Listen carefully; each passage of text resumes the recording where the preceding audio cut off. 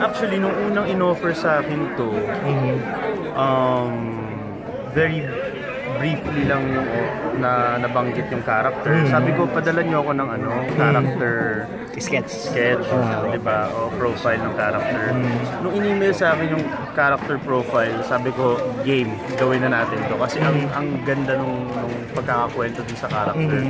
Buong-buo yung pagkatao ng character, and kahit na dark yung character niya, maintindihan ng mga tao kung bakit. Sa first time mo na vampire. Tsaka first time, challenging para sa akin, bago para sa akin, di ba? Siyempre, as an actor, ilang beses na akong, alam mo yung halos paulit-ulit yung mga roles ko. So, I'm very happy now that, kahit papaano, na-break ko yung norm. Sa palagay mo, it will help sa evolution mo as an actor? Yes, definitely. I think it's a perfect timing also, na dumating yung ganitong klaseng challenge sa akin bilang artista.